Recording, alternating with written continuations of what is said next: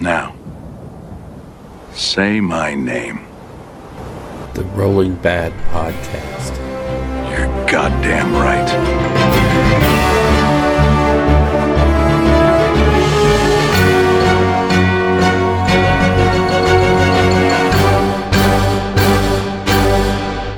Welcome to the Rolling Bad Podcast, episode number 56, coming to you from the desolate wastelands of Albuquerque, New Mexico.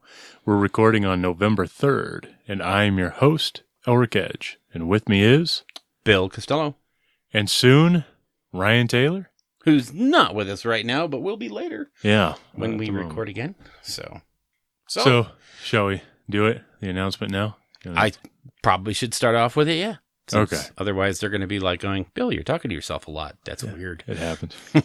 You're going full white tech. Yeah. You never go full white tech. Never go full white tech. Okay, so what we're talking about is we got an announcement to do here at the top of the show, and that is that I will be leaving the podcast. No. Yeah. So, I've completely dropped out of the hobby. In case you haven't noticed, those last couple episodes, it's always been a thing where I haven't had a whole lot of games and painting to talk about, but definitely not lately, because I don't have anything to paint or game with anymore. And as my knowledge and everything in the game slowly fades, I feel like I'm not really contributing a whole lot to the show. Probably not that I ever did much in the first place, but... I think you did. So, yeah. That is what's going on. I will, as far as upcoming events and stuff like that, though, I will be at the Las Vegas Open. Yeah. I've already told Scott that I will help him run that event like I did last year. And that will be it. That'll be your swan song, huh? Yeah. My last outro into the hobby world, as it were. So, yeah, kind of sucks. Yeah. Life happens. It does indeed. So, yeah. Yeah. Well, I know you keep saying that you're leaving, but I'm going to say this is a temporary truce. Truce is a bad word. Yeah. Yeah, that was probably bad. A sabbatical. We'll call it a sabbatical. Yes. You can go off and do research on other things. Yeah. As you try to cure world hunger. We'll see. Yeah. Maybe I'll enter politics. Oh, that would. Oh, man. Mad Dog 2020? Yeah. There you go. I'll run that campaign. All right. Sounds good. So, yeah. This will be my last bit on the show. I know I, for one, am going to miss you because we've been doing this for, almost 3 years now? Yeah. Yeah. And it has been a blast. Yeah, it's been pretty good. We did it to try to grow the community here in Albuquerque. And I think we've kind of succeeded. A little bit, yeah. There's more than 3. There's more than the 2 of you. Yeah, there's more than you and James. Yeah. So that's something. True. And Andrew. Yeah. Yeah, and we got to meet people from all over the world. Oh, yeah. That's like the best part. Yeah. Meeting like the British guys at Adepticon. Yeah. Meeting all the U.S. guys. All over at the different cons. LVO, and it's been pretty amazing, man. Mm-hmm. So, getting snubbed by Games Workshop. Yes, a little. Yeah. It's all right. It's all right. I never took it too personally. I wouldn't. I waited till I got back up to my hotel room to cry. I do love it. Yeah. Yeah. There it is. So, and lest you all think that I'm going to try to carry this on by myself, which I think would be probably really bad. Yeah. Brutal. Yeah. Ryan Taylor is going to jump on as the co-host with me. And so we will continue on. But of course, poor Ryan is in the middle of work nightmares right now. So he wasn't able to join us this evening. But he will when we pick up the recording again. And we'll finish out the intro and we'll do New Dawn and all the usual stuff. All the goodies. Yeah. Actually, in this episode, we're going to cover the new White Dwarf, the Orc November Yeah. October question mark? Yeah, hashtag what? It's not Yeah. October That was a very light green. Yeah. Month. Pale. Yeah. Very. But and you know, I was thinking about it earlier today, and one of the things I realized was with all these new codexes, they really haven't splashed a bunch of new units or anything like that. And I don't know why we built up this thought that there was going to be, you know, a whole new orc range and we were going to get Primaris orcs and all that stuff. I think we artificially built up hype that wasn't there. Well, yeah, but they also said it was October. Like, they hyped it up. Yeah, that's true. They did. Unlike these other books where they just kind of been cranking them out Yeah. in order to get the rules updated. Yeah. This one, it seemed like they really wanted to. They were like, okay, orc players, we know it's been a long-ass time since you've really gotten anything. And they're like, and here's your book. Yeah. And I have not looked at the book. I don't know if it's any good. I can't imagine it'd be any worse than what they've had. No, and it looks pretty interesting. But yeah, so. I mean, I feel like they did build it up like there was going to be tons of releases. Well, and there was the Speed Freaks and all that stuff is in the new book. You know, all those vehicles are in the new book. Yeah, that's one kit, right? That makes all those? No, it's 3 different kits. Oh, is it? 3 or 4, actually. Yeah, there's a bunch of different vehicles. All right. So. Well, yeah, they updated the buggies, which is really cool. And there's the new mech workbench and all that stuff. So, I mean, but it's still not the only force I know of that really got a big splash release, other than Primaris Marines, was Death Guard. You know, they got a ton of new units and what have you. But did any other 40K faction get a bunch of stuff? Nope. So there you go. Thousand Suns. Haven't really yet. Yeah, they got a freaking Primarch. Yeah, okay. One model. they did get a whole, because they got the new Terminators and stuff. Well, yeah, they got a few things. Yeah, but I mean, nobody's really gotten. It's not an extensive range because they also mixed in. Didn't they mix in like Zangors and all that? Yeah, into that? Yeah. Okay. So, and you know, I was thinking to myself, I don't know why I was thinking this was going to be so huge, when really the handwriting was on the wall that it wasn't going to be a big model release. It was going to be a new book that would make your stuff work. Because even you look at most of the kits that are on the new shelf today, it's repackaged old kits. Yeah. And, I mean, they still look great. I think there's nothing wrong. You can get away with it with orcs because I think most die-hard orc players are going to build up their own stuff anyways. Yeah. They're going to chop up the kits. I think I was hoping that the orc models themselves, the boys and stuff, would get updated because they're really old and they're small compared to the stuff that's out now. Well, and they still might. You know, they're still, once all these codexes are out, now who knows what's coming down the pike. Yeah. So. I think, you know what I think kind of threw off the scale of 40K is the new Cadians. The plastic Cadians are so ridiculously big. Yes. That I think it kind of throws everything else off. Yeah. Yeah, between them and the Primaris. Yeah, but the Primaris, I think the Primaris are what Marines always should have been. Yeah. You know? Yeah. But yeah, those Cadians are like comically large. Yeah. I mean, they look good. Don't get me wrong. I think it's just the scale is a bit off. Mm-hmm. So, because they're as big as the Catechins. Yeah. The Catechins are supposed to be like a foot taller than every other. Because they are just big. Yeah. Yeah. So yeah, also in this episode, we're going to talk about the new Hobbyist Expo that I went to out there in Grapevine, Texas. Yeah. And the Warhammer Citadel that I visited, mm-hmm. which is actually really kind of interesting for a couple of reasons. I was really shocked by a couple of things there.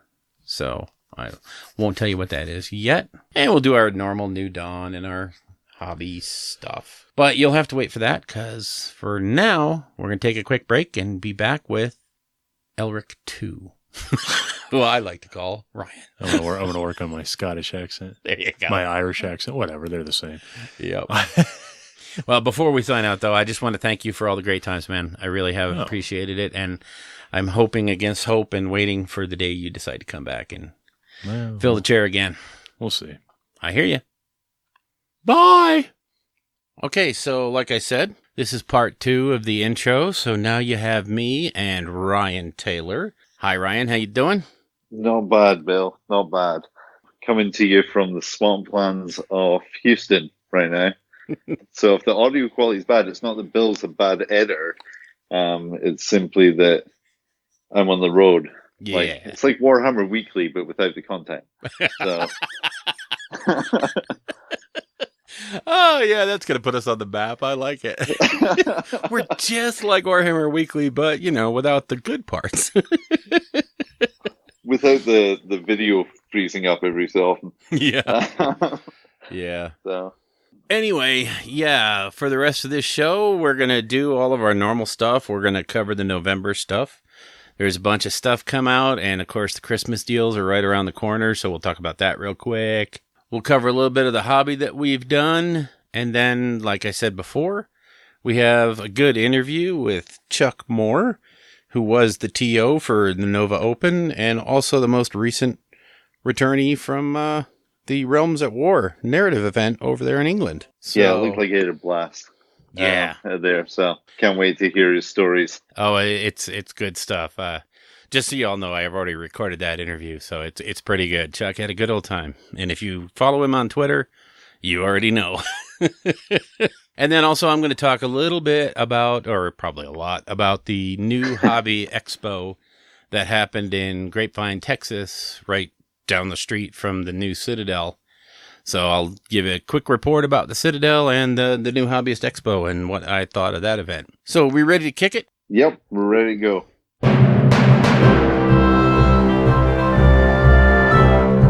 The Realm of the New Dawn, where we're going to talk about November releases, things that have come out since the last podcast, probably some Christmas deals as well. Yeah. So I think the theme of the November releases has to be terrain.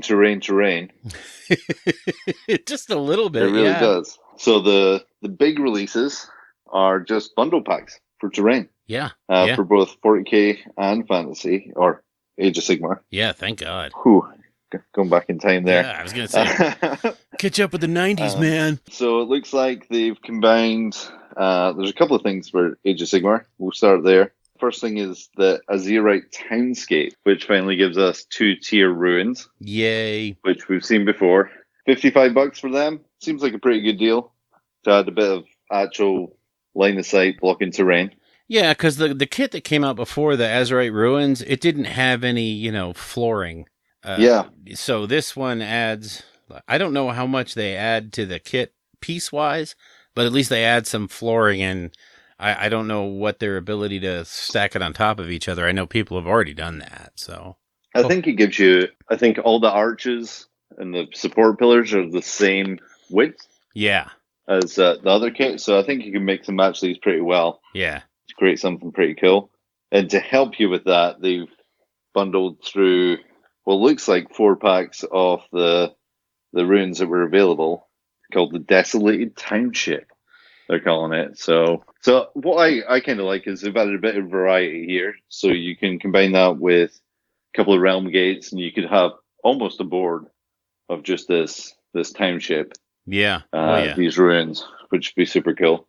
Yeah, I'm thinking if you got that Desolated Township, and that comes in at $130 US, you're looking at the good start on a good city board. You combine that with maybe some ruins and a townscape. Probably under $200, you're putting together a decent sized city board that has good line of sight blocking, and I think it's a pretty good deal. Yeah, no, totally agree. And I like the look of it. I like that this is consistent with the other stuff, so it goes together really well. Hopefully it leads to some non-ruined buildings. Yeah. In the same style, because everywhere in the Age of Sigmar at the moment apparently is in ruin. Yeah, there's not much left of the Mortal Realms. And it raises the question, right? Is this older civilization stuff, or is this newer stuff that's just been destroyed? So it'll be interesting to see what direction they take that. Yeah. Should they choose, for sure. The next thing that I think will excite some new Sylvaneth players is the Veil of Gairan. Yeah. So 4 Citadel woodkits, $100. Yeah, that's a gunga deal. Yeah. I also like that whoever made the picture for it also couldn't be bothered putting all the leaves on one set of the trees.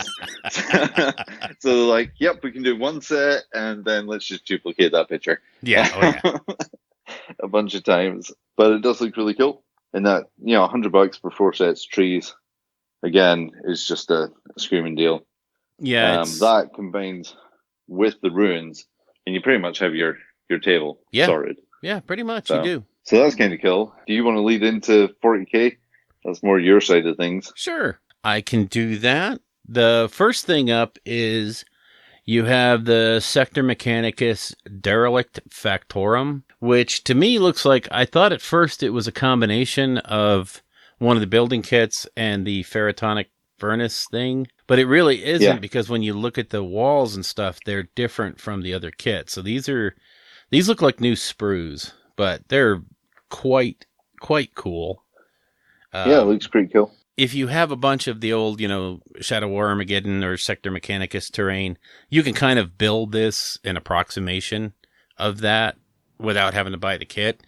But I think the new walls and the stuff on that kit make it look really cool. So it's definitely worth a look. Then they have the Thermic Plasma Nexus, which looks like 5 kits of the Promethium pipes, and then one of each of the other kits. So you get just a ton of those conduit pipes plus the plasma foundry thing. It's $210, but that's a lot of kit right there.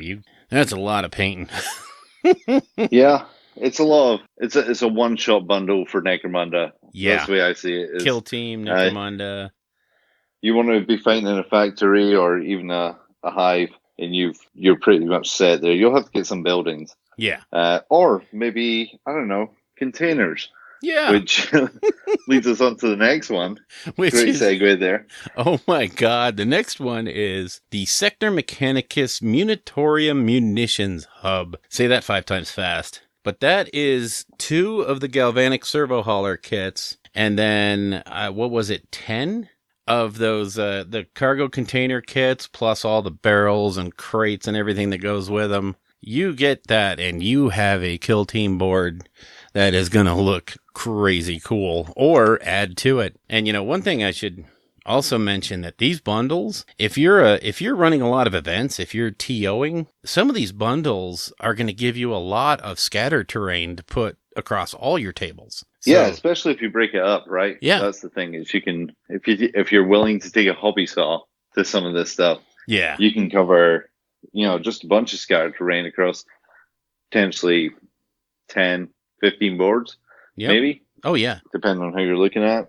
So, yep, absolutely fantastic.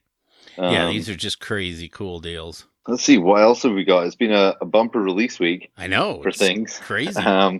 A lot of hobby focus, which is good. Yes, yes. The next thing that we've got is paint sets. Oh, so you get a handy, I guess, carrying case. Yeah. For each of the different types of paints. So you've got a layer paint set, base and shade paint set. Then you have a kind of a mixed up project paint set. Yeah, which is super cool because that comes with a bunch of stuff to keep your paints in. Yeah. And also the tools. So it keeps everything, it looks like it all clicks together. Yeah. Keep it all solid as you're moving it around. Yeah, they have these little hexagonal trays that they say will fit into any of the boxes that they make. Nice. But yeah, they'll hold the different Citadel paint pots in place so they won't go scattering around on you. And this is basically the new project box because the project boxes that they used to sell were removed from the stores and sent back, and this is the new version. So it's definitely worth a look if you're doing a lot of traveling and you need something, to throw your tools, your paints, and all your stuff into. It might be cool. I haven't seen them, so I'm going to take a look at them, hopefully maybe Saturday at the store and see what goes on. Yeah, it looks like there's 2 different types of carrying case on there. There looks like there's a smaller one. Yeah, there's some of the older style. Yeah, the layer set comes with what looks like the older style. Yeah. And then there's almost like a briefcase style, which could just be a cool storage thing as well. Yeah. The more I think about it. Yep. So at the moment, mine are all in a box. Yeah. I know yours are all color-coded and reballed and all that stuff, but mine are in a really useful box and a very good storage method that I call SCAR. Yeah. It works really well. Hey, if it works, it works. Yeah, exactly. That's why I buy the same colors every time I go to the game store. Because you don't have them entered into a database. No, I do not, Bill. I will lend you my database. If you could just send me that spreadsheet, that'd be great. It's probably an Access database at this point. It's a file maker, but whatever. Nice. Okay, let's see what else have we got for the hobby. We've got the painting handle collection, which is 3 of the painting handles. The new That's XL great. painting handles. These XL painting handles will go up to, what was it they said? The 160 90? millimeter bases, the ovals? It'll hold up to 105. 105. There you go. So I fully expect a double XL to come out at some point. But for $12.50, the painting handle has grown up. Yes. So it can hold on to that. It's great. I love the painting handles. They have a good weight to them. Yes. They're good for painting with. They're stable when you set them down. So. Yeah. And I know some people will just use cork and stuff like that, and that's fine. But I like the fact that it clips the base in. It holds it pretty secure. So. The one that does interest me is the upgrade to the upgrade of the painting handle, the Citadel assembly handle. Yeah. Which has 2 little, crocodile clips. Yeah. On beads to move around. Almost like a gorilla tripod thing. Yeah, the gorilla pods. Yeah. Yeah. So, yeah, that looks really cool for building those fiddly models. I'm kind of thinking Spirit Host. I kind of want to see these to see how stiff they are, to see if you can truly push a model together, take your hands away, and it'll hold it in place. Yeah. For gluing those fiddly models. And I also anything else. Kind of want to see what those jaws are made out of, because if they're like metal or super hard plastic, where they're gonna, if you have to hold a real fiddly bit where it might actually break a spearhead or break a bow. Yeah. So we'll have to take a look at those. I ordered one, so we'll see what happens. I had no doubt on that. Yeah. And again, it clips the base in, so yes, a lot of the time when you're trying to get that odd thing, although they did use an Elder Race Seer by the looks of it in their promo stuff, so it's fairly fiddly. We'll see how that works, but you're right, we'll have to see that. And then for the 52nd time in Games Workshop's career, they've reinvented the water pot. Yay! This new water pot is, it's a water pot, guys. It's designed by painters for painters. I cannot agree with that. It's got grooves on the side to make restoring your bristles to a point simple, other than using your tongue. Yeah. Literally taking the fun out of painting. I know. One easy step. I do like those little grooves to repoint your tips, but the problem is it's just a open pot, like a coffee cup, and if you set your brush in there, you're going to be bending the bristles, which if you use quality brushes, is a huge no-no. So I was like, they should have combined the lid from the old one that had the holes for the different size brushes, along with that little pointy thing maker. So they put ridges all around it, which is kind of good for getting the paint off, right? Yeah. Oh yeah. That's fair enough. They've even put dips at the front, so you can lay your brush across. Across it, yeah. Which I suppose is all right. I mean, I don't know. It's a water pot. I actually think that they should have stuck with the mugs. Yeah. They were just as good, in my opinion. But hey, a lot of time and efforts went into that, and we've got again, it'll be a wait and see. I'm sure you've probably bought one. So yes, I did. You know me too well, damn it. Yep. And, while you're painting, there is a new journal that's coming out. So, we're in the middle of Soul Wars right now. You betcha. So you could be on the Stormcast side. And if you didn't think that was gaudy enough for a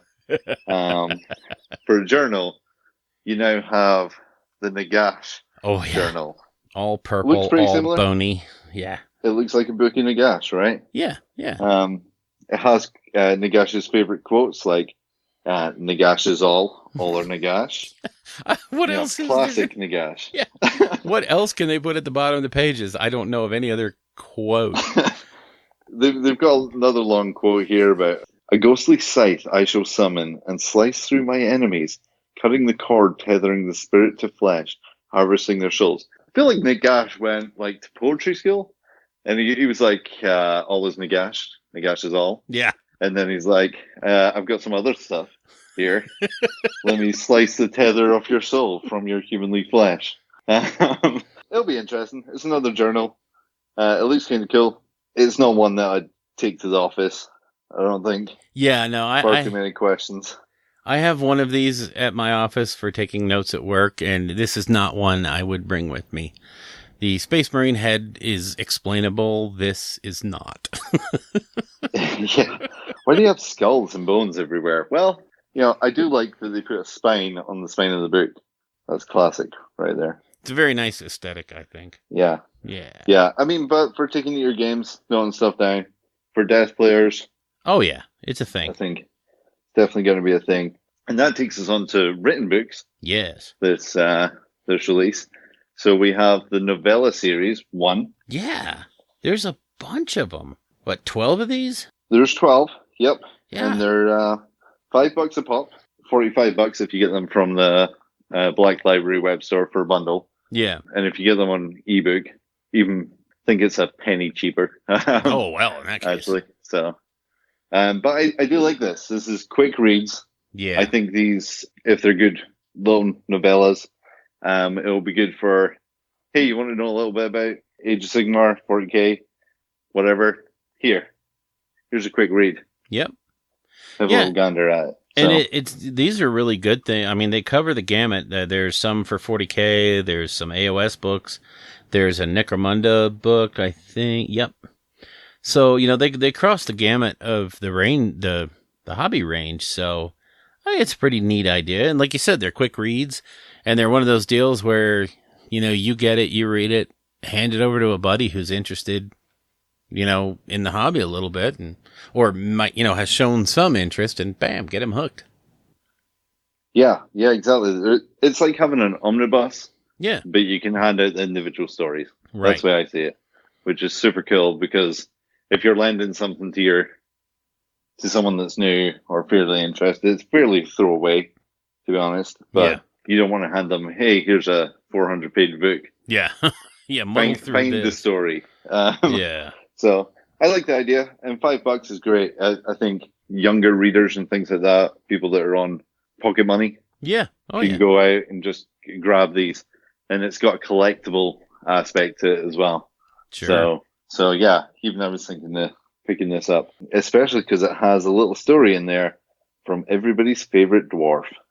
Yeah. Gotrek Gunnison.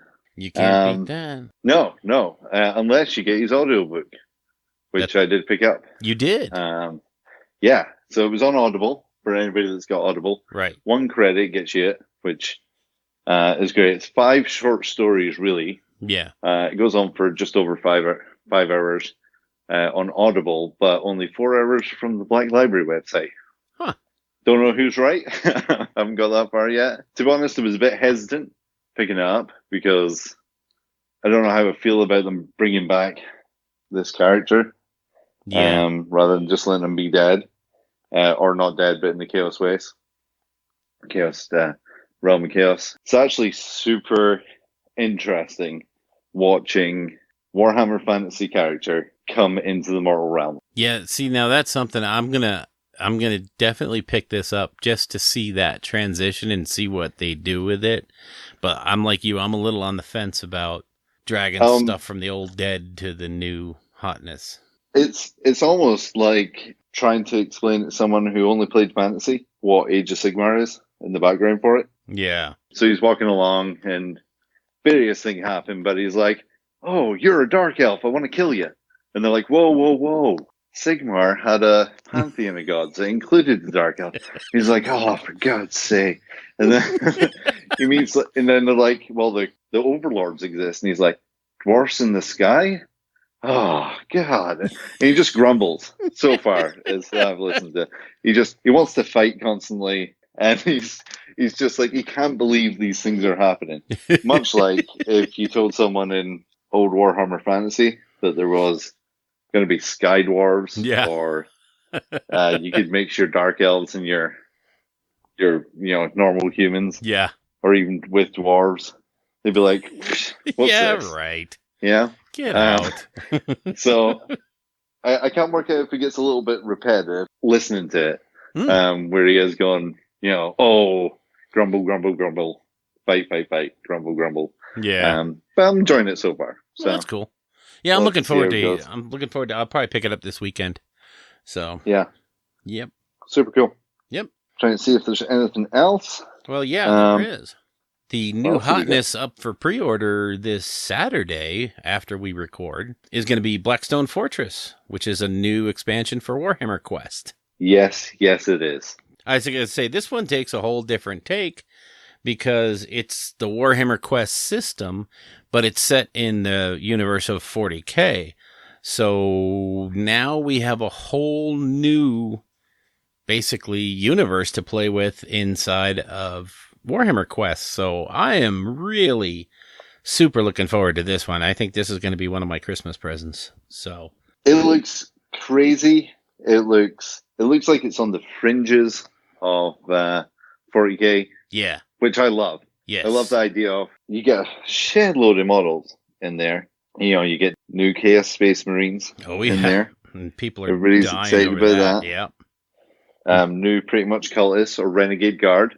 So that makes sense that Forge World stopped their production. yeah. Now it does. Yep. Yeah, it's got some, and it looks like it's a really interesting game.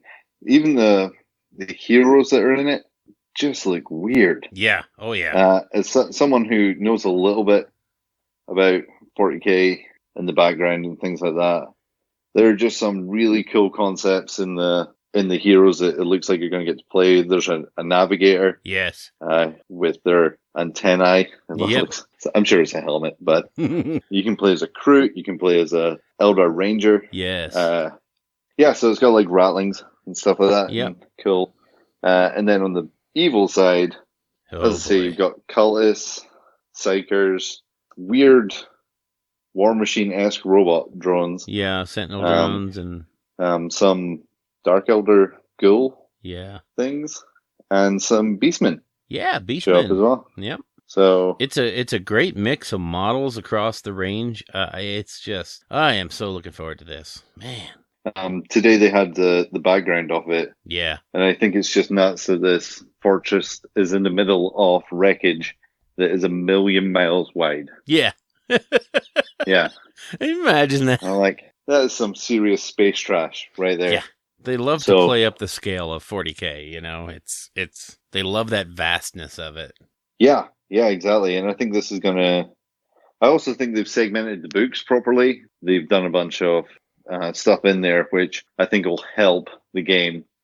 There's a sealed deck in there, which gives you Yeah. a little bit like a Pandemic Legacy style game, Yeah, exactly. which I just like the idea. It looks really like a lot of fun. And if it's building on top of the Warhammer Quest line, then it should play pretty well as well. Yeah, I mean, Oh. because they really did kind of knock it out of the park with the Warhammer Quest, the new ones. They both play really well, and I mean, I've had a lot of fun playing those games with people that don't know anything about Age of Sigmar, but they like a good game, and they're all over it. They think it's a really fun game. The mechanics are fun. Everything's good. Yeah, I think from what I've heard, whilst I own the games, I've never played them, as with all these things. But I think the Hammerhall version Streets of Hammerhall was seen as a little bit better than the original Silver Tower, because the Silver Tower was a bit more linear. Yeah, I it think was a so. railroad game. We'll see. We'll Yeah. see how that goes. We did have a studio preview at Blood and Glory, the Games Workshop event. The Ben Curry event. Yes. The Games Workshop were at. Yes, they Um, covered it pretty well. Yeah. So they have the next Battle Tome was the first announcement. Looks like Moon Clan is coming, or at least Goblins Yeah. Destruction. Who knows? I think it's going to be a Goblin book, but we'll see. I'm kind of Um, hoping it's one of those, compilation, pull a whole bunch of little disparate factions together and put them out in one. Yeah, I think it might be just focused around grots and trolls, but Yeah. that's fine. Yeah. I think. Yeah, it's the Definitely. beginning of concatenating all this stuff into less books and less crazy stuff so that we can start to, get some destruction love. Yeah, they're going to bring back some made to order stuff, Pestigors, Gorthor, Mm-hmm. and some Beast of Chaos stuff. which if you like older models, that'll be fun. And then Realm of Chaos, Wrath and Rapture. You betcha. So this is the Slanesh versus Khorne Demon box. That's gonna so we got a little bit of crazy. a look at that, which is plastic flesh hounds. Yes. Absolutely fantastic. Who knew? That's going to be such a cool box. I mean, I don't know if it's not something that I'm actually interested in, but I know a lot of people around here are completely jazzed about that coming out. They have been waiting for a long time to see that. I think plastic flesh hounds, right? I think anything that replaces metal or resin with plastic is a plus. Oh, it's a huge thing. And I think demons is a no-brainer for Games Workshop because it fits both systems. Yeah. Oh, yeah. So, yeah, these Slanesh Khorne releases are going to be, it's going to fill both niches really nice. And again, it's going to be that $130, $150 box. Yep. It takes up less space, in theory, on the shelf, so it's good for retailers as well. You betcha. So people can just pick up stuff. Okay, popping in. This is a really long news section because we had these these sections, but popping in 40K chapter approved's coming. Yay! Just in case you thought it wasn't. Sisters Battle. Sisters Battle, looted orc vehicles. Yep. A beta Sisters Battle. That's all you really need to know about that. That's going to be fun. Vigilus, where all these little boxes have been building up to. Yeah. So I don't know if they actually have background in them. They've been building up to something going down there. Apparently, it's a fairly important piece to skip across that maelstrom that showed up. Oh, yeah. So that's going to be fun. Again, moving the story forward, which is really progressive of Games Workshop. I don't think you would have seen that too much in years gone by. So I know other companies have done it, but it's really good to see Games Workshop do it. So yeah, it's amazing to see where they're going and the boundless limits that they've set for themselves now, because they can do anything they want. It's funny, after we recorded the intro, Elric and I were talking about where 40K is going, and it was, just like we said, no one can possibly be wrong because anything is possible right now. Right? Any of the Primarchs could come back, except for the known dead ones. They could bring back any Primarch they want and tell a great story with it and just have a whole new future to go into. And I love the fact that they're moving it forward. It's just, I've been waiting for this, my adult life. Yeah, it's nuts. It's really great just to see it. I used to see it with other companies who they would move it along, and then they would let the player base move it along. Yeah. And to be honest, that's probably, in my opinion, what's helped kill War Machine off a little bit. Yeah. From what I hear. Oh, yeah. Is they kind of got back to the corner. This way, it looks like they're coming bit by bit, coming through and doing their own thing to push it forward. Yep. So, yep. And then we had the Delac. Is it Delac? Warband for Necromunda. Yeah.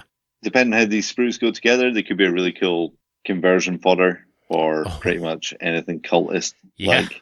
But they seem to be super cool. Yeah, the WhatsApp chats kind of blew up a little bit with those because there's just from the look of them, there's so many possibilities for those models. Yeah, I don't know if the people that liked that faction before are going to be too hot on them because they are a bit of departure from leather trench coats and vests. Yeah, and sunglasses. But I think it's a unique take on it, and I think I like it. So yeah, me too. I love the look of those, and they seem a lot updated from that aesthetic that they were trying to hit in the 90s and early 2000s, which probably doesn't apply so much anymore. So yeah, let's give them a revamp.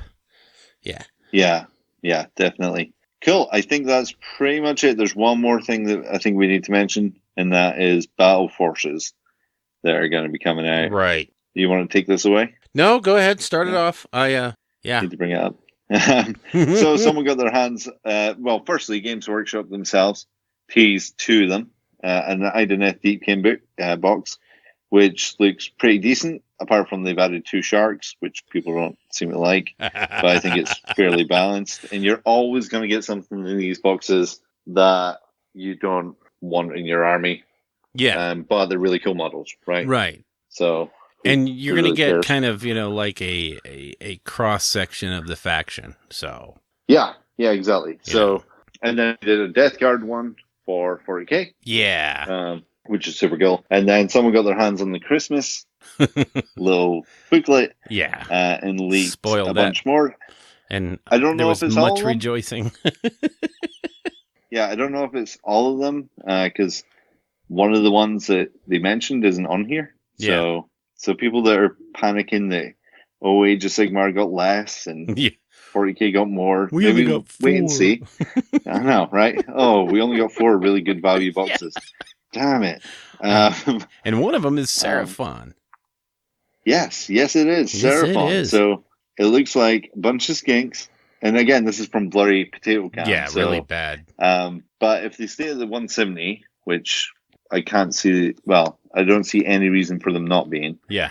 You're getting 2 units of Riperdactyls, which are $120 anyway. Mm-hmm. So the rest of it's just gravy, in my opinion. But you get Bastillodon, looks like a bunch of skinks, and then Carnosaur kit. Yeah. And which is great. If that really is the contents where you're getting the Basti and the Carnosaur, plus the skinks, plus the Rippers, that box is a super value. I mean, just looking at it over just a little bit, and it looks like you're getting a free $100 worth of stuff in there. Yeah, I can't wait to see better pictures of these so you can see the contents fully. But there's a Slaves to Darkness one, which looks like you get a War Shrine, a guy on a Manticore, some Knights, some Chaos Warriors, and maybe, although it's a little bit blurry, a Chariot. Yeah. Which would make sense. Daughters of Cain, which looks like you get a unit of Witch Elves, and that's it for your $170. I mean, that's a steal. Yeah. Right. I mean, all of these, we're not going to go into each box. You can look up the Potato Cam photo yourself, but all of those Christmas boxes look like the usual Gonga deals, even better than the Getting Started boxes, because, I mean, these are going to get you on the table playing a game cheap. Yeah, exactly. If you're looking to start any of these forces and you want a selection of models, these are the best way of doing it. Oh, yeah. That, and if they have a Getting Started box, combine the two, and you normally have a pretty decent 1,000-1,500 point army. Yep. There's some for 40k. Yeah, a couple of Space Marine ones. Yep. And Imperial Fist ones. Necrons, someone else that's red, and then what looks like elves. Yeah. Whatever. Anyway, so exciting times. I kind of want to get my hands on that gift catalog, so I can just leave it around my house. Just circle things. Yep. So my wife can say, nope, you can't have that. Yeah, no, you're not getting that. You're not getting that. And actually, that's really dangerous. I don't want it, because if then I go out and buy the stuff, she'll know exactly how much it was. Right. So, yeah, it's true. Yeah. You don't want to leave the price list behind. No, you got to be careful with that. When you hide the new boxes. Yeah, exactly. But that is super cool. Yep. Some it's the usual Christmas stuff, and I'm kind of excited about that. Mm-hmm. See what's going to go. Yeah. So I do believe that the New Dawn. Yeah, Unless I think we've got so. anything else? Hopefully that's the New Dawn, because that went on forever. Yeah, I think it was a big news week. That's about 45 minutes worth of just New Dawn stuff. Yeah. But, I mean, this was like a huge release month. I mean, especially with, Blood and Glory and The Weekender. And there's a lot of stuff coming up. A lot of stuff. Yeah, totally. Some stuff that was rumored. Oh, the Dark Oath Warband for Night Vault. Yes. As well. Oh, yeah. Got shown off, which I kind of like the look of. There's one model in there that looks very much Conan-esque. Yeah. Which I just don't think fits the rest of the aesthetic. We'll have to see. I mean, this is our first glimpse of that. It'll be definitely interesting to see where they take that. Yep. I'm looking forward to it. Yeah, definitely. Cool. All right.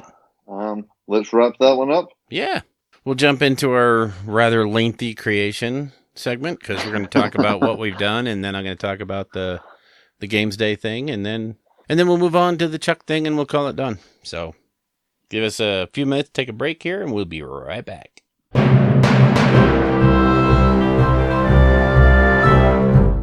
Okay, so now we're going to talk about creation stuff. And since I've done very little since I was traveling for the last couple of weeks, I had to go to Texas for business, and it just happened to coincide with the Games Workshop New Hobbyist Expo, but we'll get to that here in a minute. The only thing I really managed to get done was I painted another set of Chain Rasp Horde people for my Path to Glory campaign that I'm playing with the guys down here, so Yeah, that's I've been using a pretty accelerated method to get them done, and it's working pretty well. They're coming out the way I like, so That's can't all that complain. matters, right? Exactly.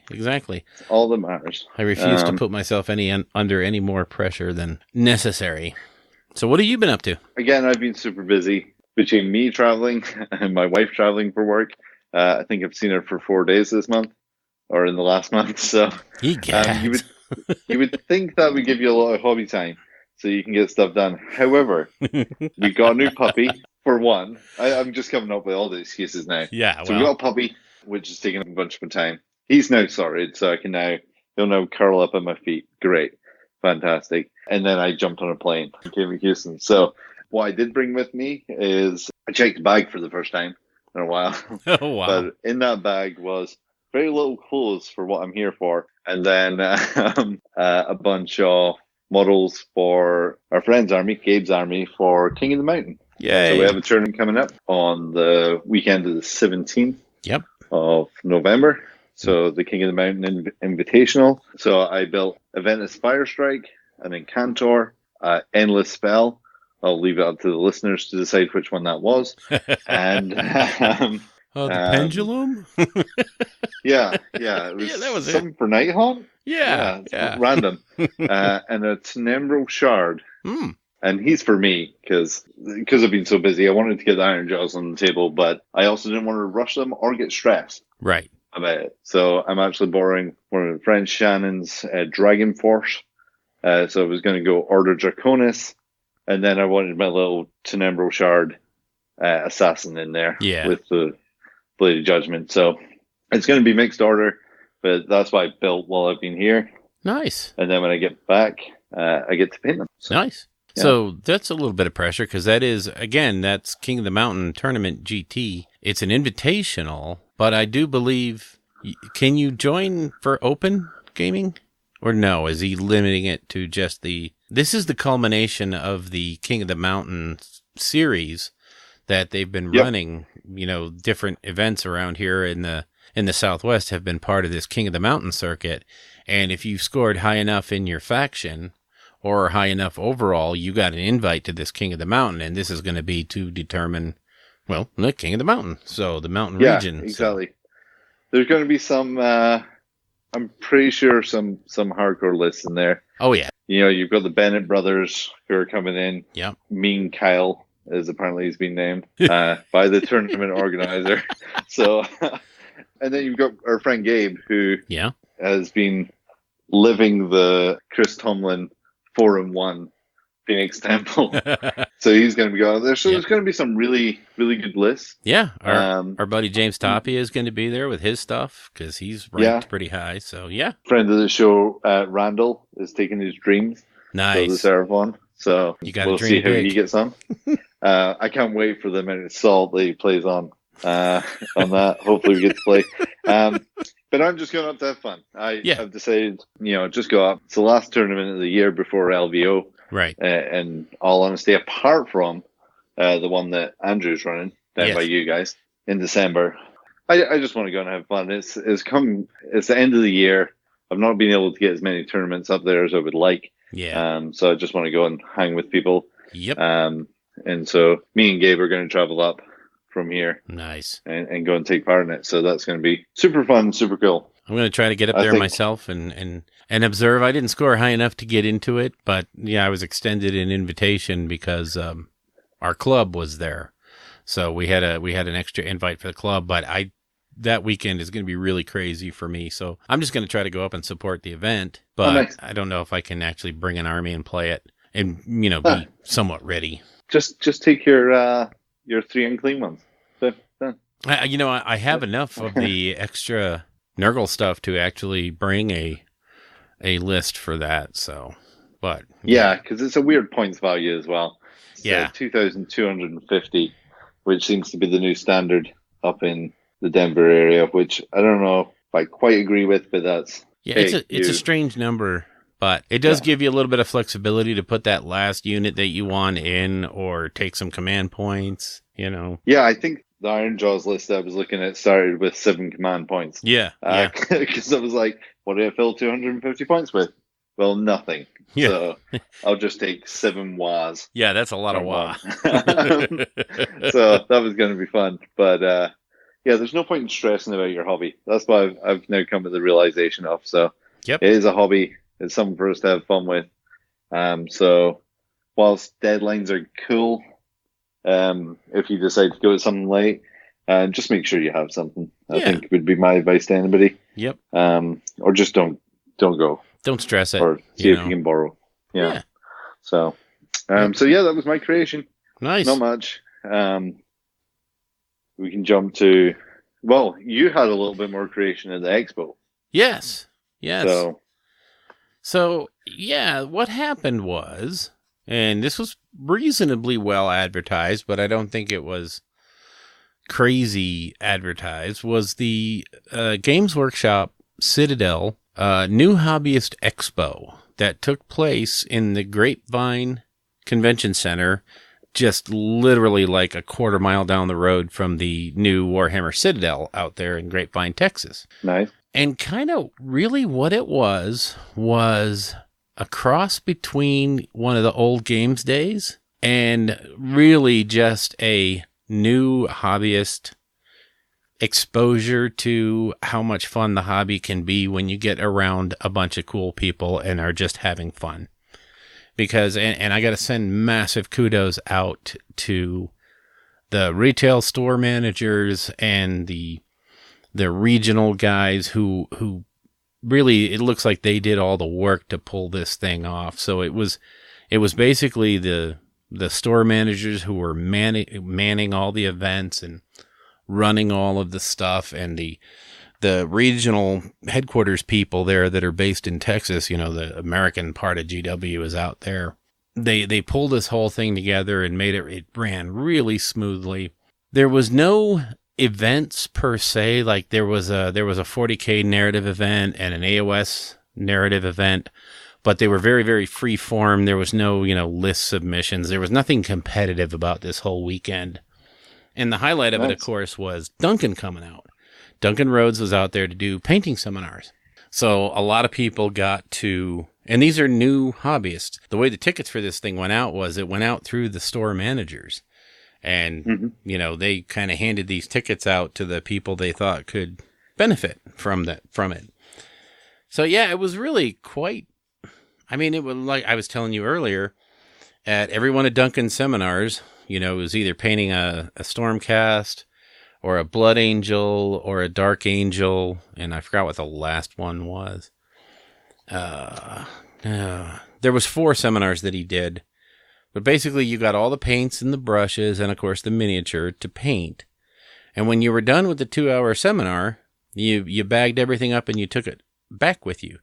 So if you were a new hobbyist and this was your first exposure, you got a free set of brushes and a bunch of paints, and just to take home, for... That's awesome. Yeah. That's the sort of thing that, we talk about supporting tournaments and we talk about, will Games Workshop support this or will they support that? But for me, that's really grassroots community building right there. Yeah, exactly. Hey, come and do your stuff and then leave with it. Yes.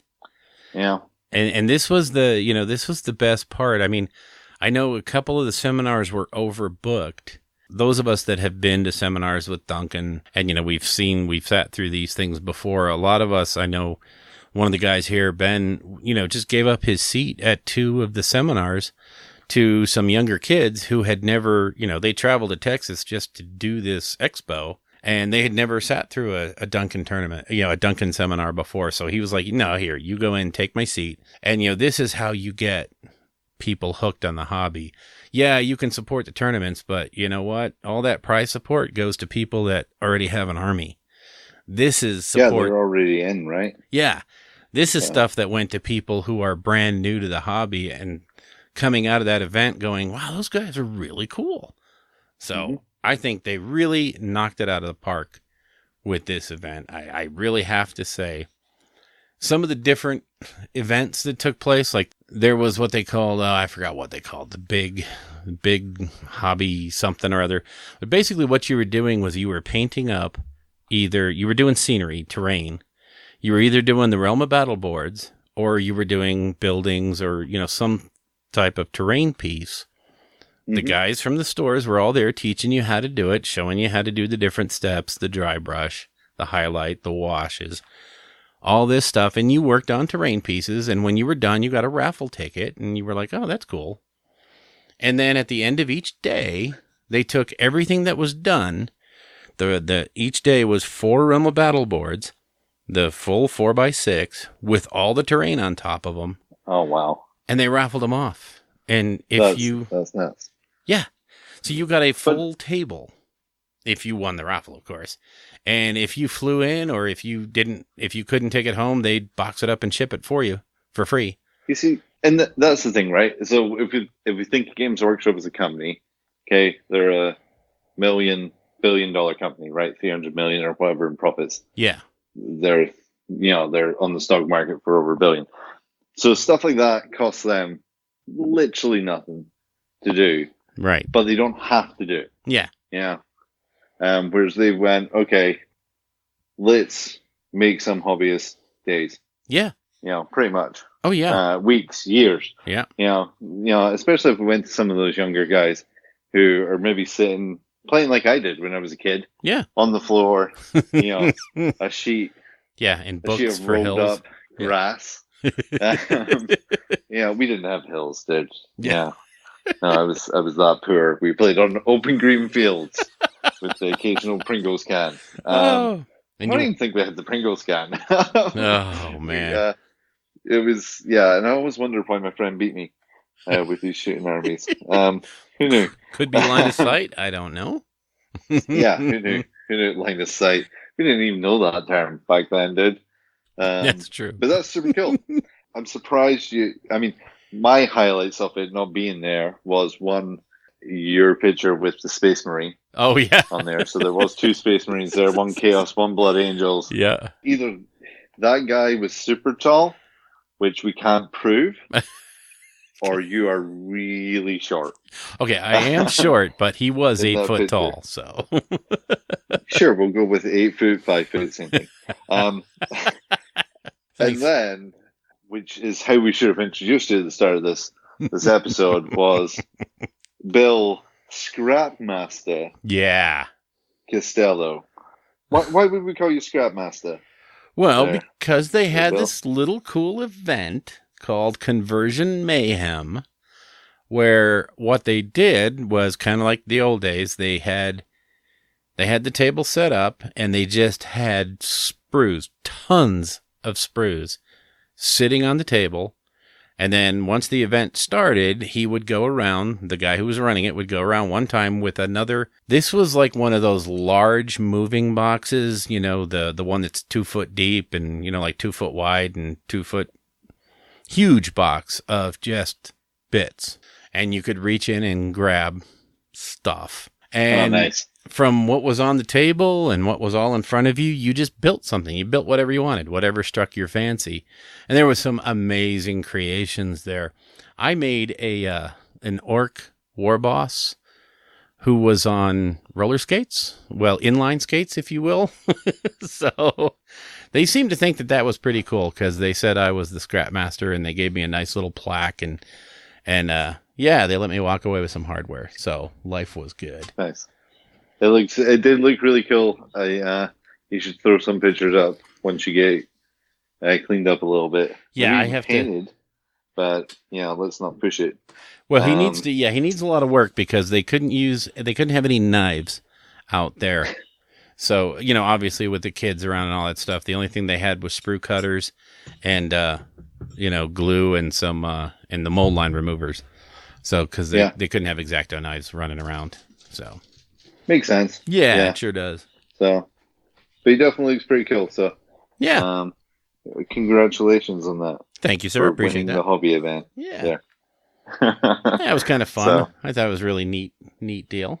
So, but yeah, they had all kinds of events like that. Like they had a Def Dread race or Def Races, Def Race 2000, which was just, orc buggies. It wasn't Speed Freaks, even though that came out Saturday. They were doing sort of a different version of that where you just ran your bikes around. And they had one of the highlights for me was they had the Forgot what the name of the event was, but it was basically 15 Bane blades on each side. So 30 Bane blades, 24 Bane blades. All of them painted beautifully. 12 for the Imperium, 12 for the Orcs. And then you, with very simplified rules, you just rolled across the table and just tried to kill each other. And it was awesome. Nice. But I think that was... Go ahead. Thunder Crumpa's Revenge. Thank you. Thunder I'm just going by the Revenge. pictures that Yep.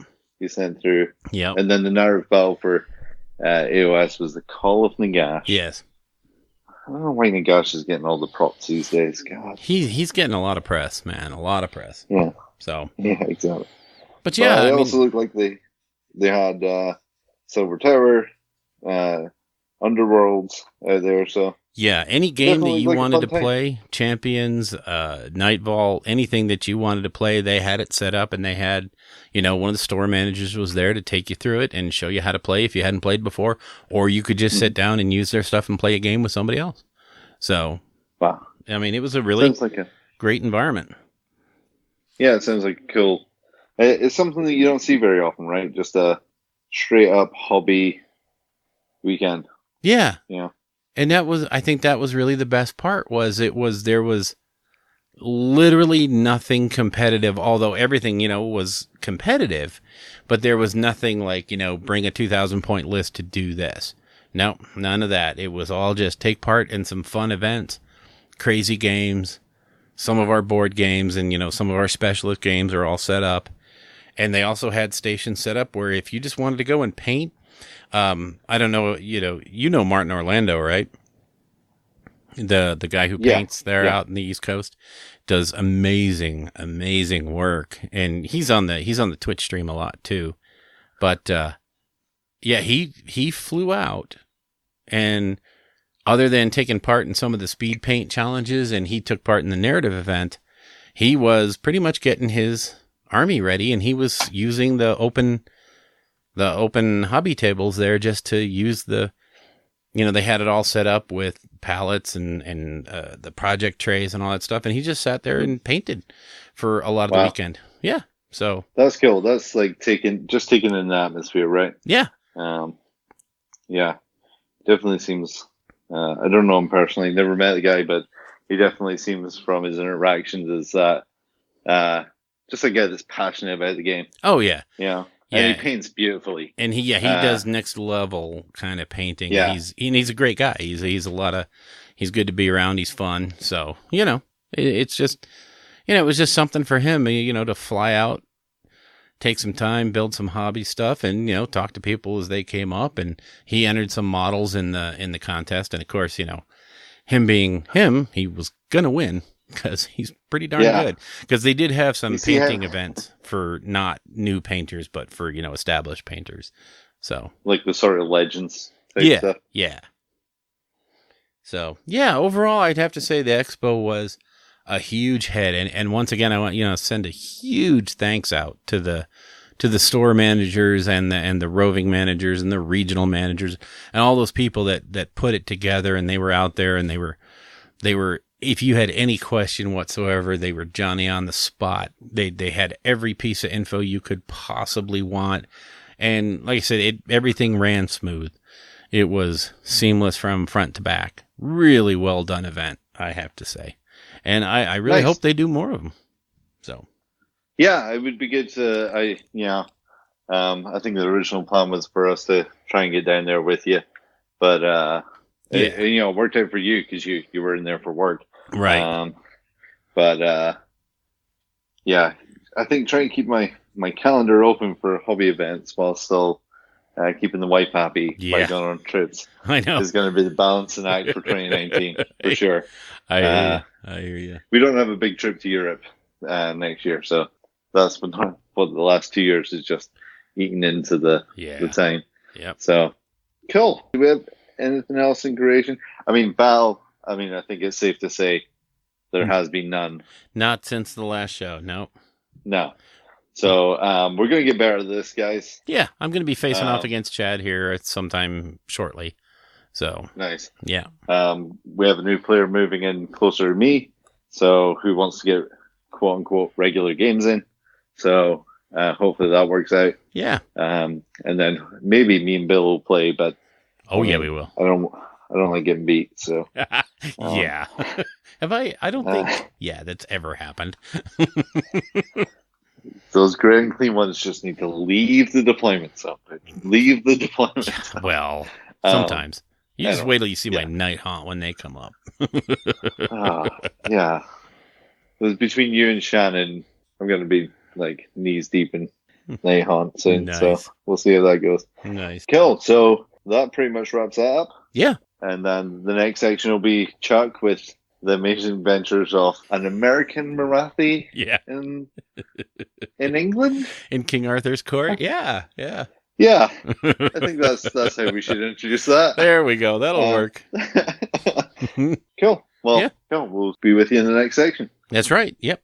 Take care, folks, and we'll see you on the flip side in a couple of weeks.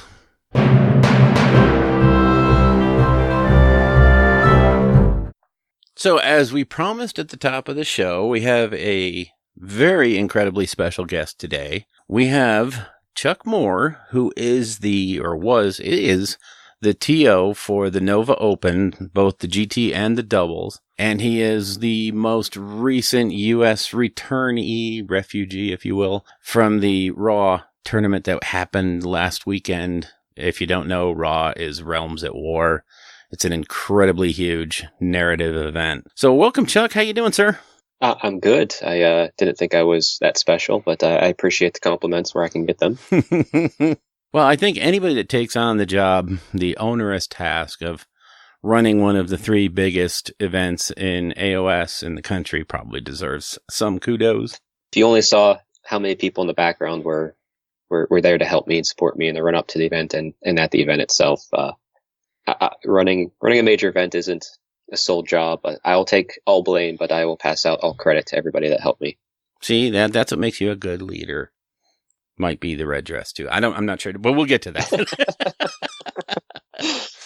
So really, I mean, I've been back and I have been hawking. I don't know if you've been listening, but I've been pretty much hawking the narrative event that took place at Nova.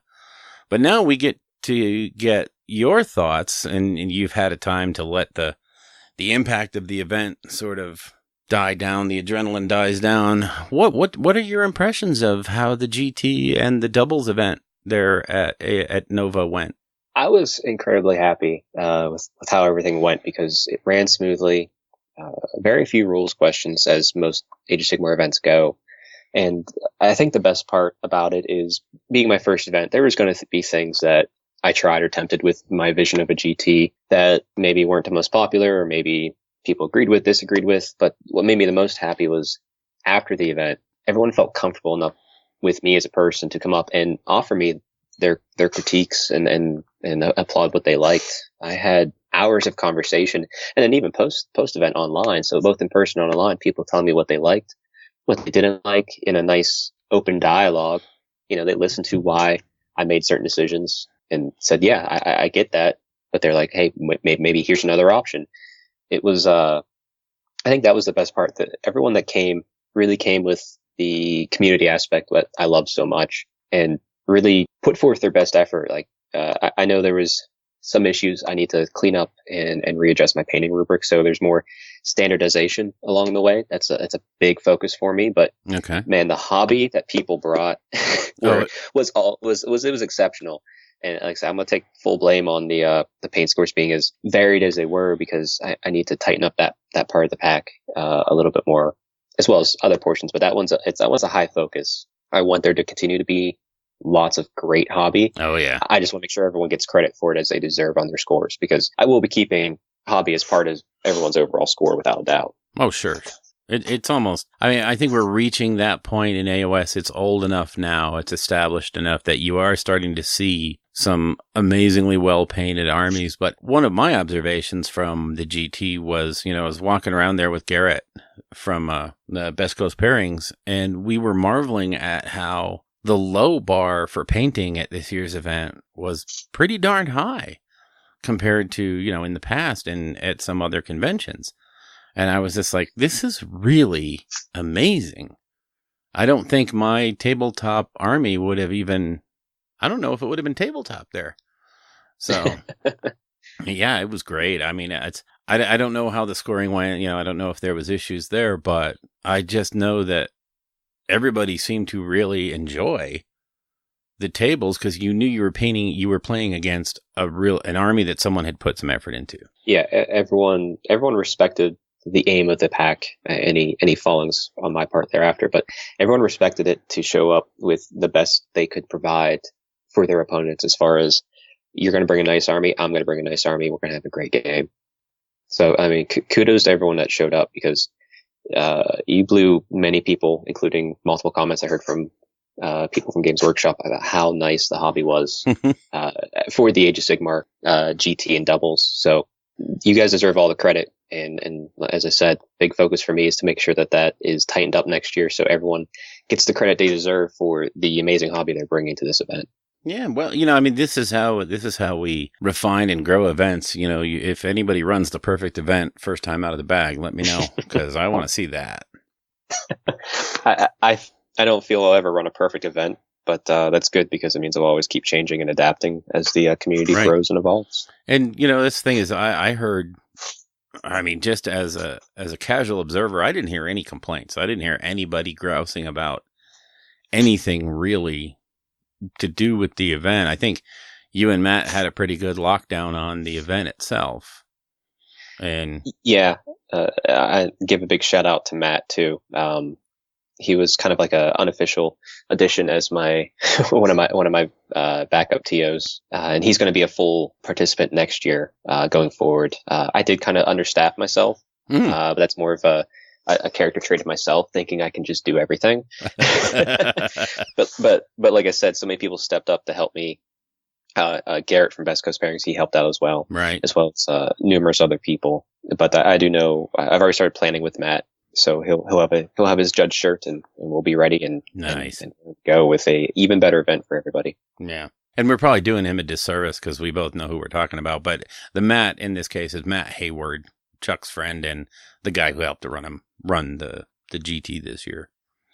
He also wrote all the champions that were created for the narrative at Nova as well. So he's double dipping. I'm going to put a stop to that because I'm going to need him fully. But no.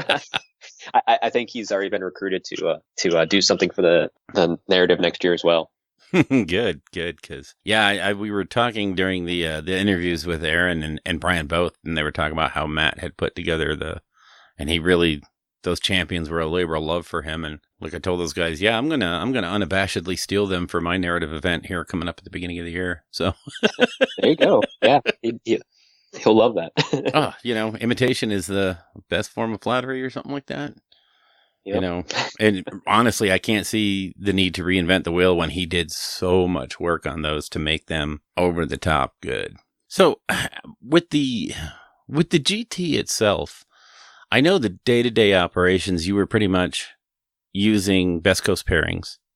Mm-hmm. And so that portion of it was pretty straightforward, and I was able to get an interview with some of the BCP guys from the show. But did you run into anything that you really didn't see coming?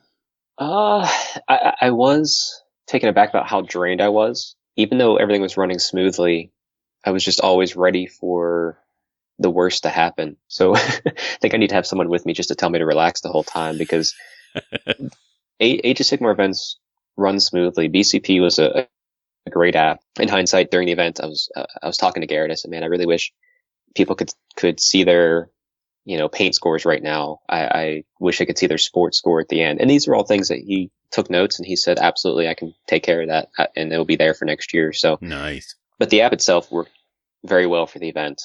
People would just come up using iPads that we had because there's poor cell phone reception down at the hall we play in. So the people couldn't enter on their own from their phones. But the app helped quite a bit. Just people showing up just, to say, hey, how you doing? Do you need anything?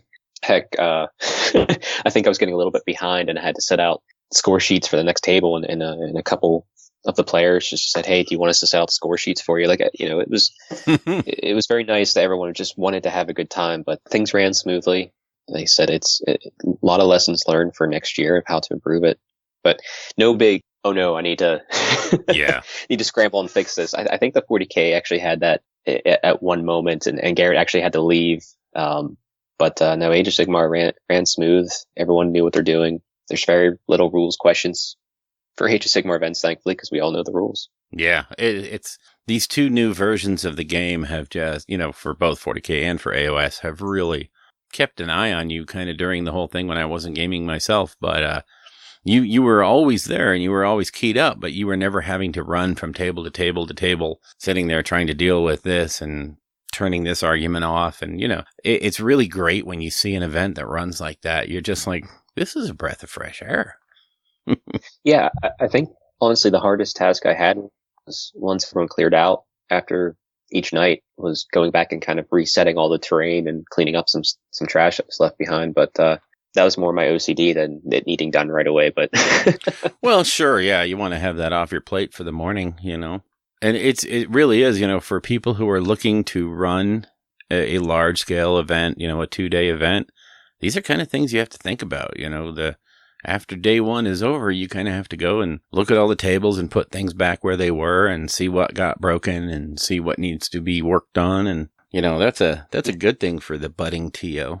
Actually, I was surprised at how quickly the lost and found section turned out. People leaving General's Handbook behind, random miniatures, dice, cards. Like I set everything in the corner, but I know whenever I play, I'm like double checking everything. Do I have everything? Do I have all my dice? But man, I was shocked at how many people, left stuff. They obviously came and claimed it. And then if you did lose anything, actually, everything has been left with the Nova staffs. If you reach out to the Nova community email and you did lose something in the AOS room, chances are they still have it because I made sure it all got to their hands after the whole Nova event wrapped up. So, oh, nice. I hadn't even thought about that, but yeah, that's a huge thing if you left your something behind.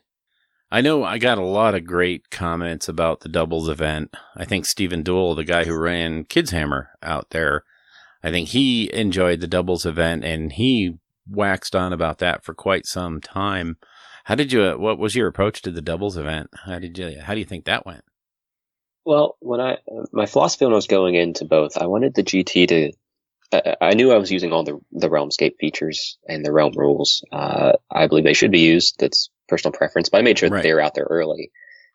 With the GT, I tried to make it so they wouldn't have a major impact to the game. I didn't want someone feeling like the game was lost because of luck on that end. But with the doubles, every double event I ever attend, whether it's at Adepticon, at the Ren 4 clubs events over in Ohio, or locally when I run them here for my club, it's not so much about the game as it is you hanging out with a friend, playing someone else hanging out with their friend, and meeting people. So I went for it and said, you know what?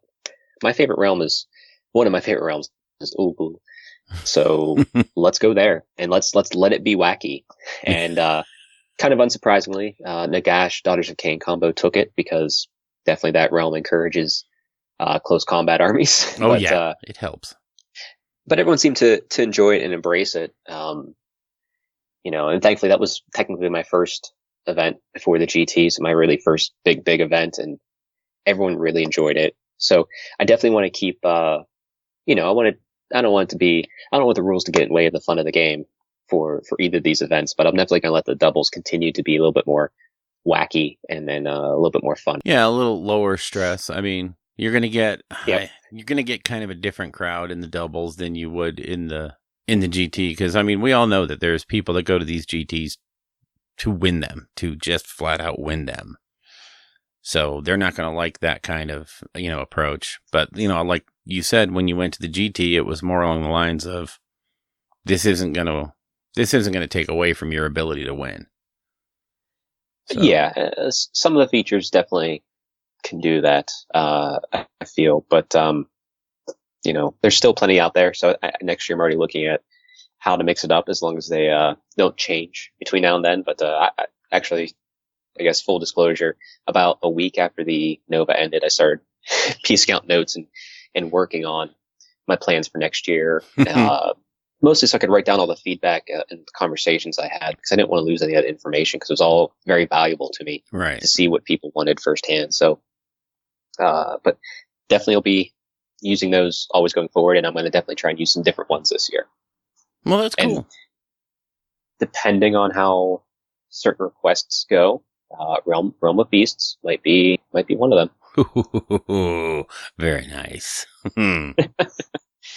We'll see.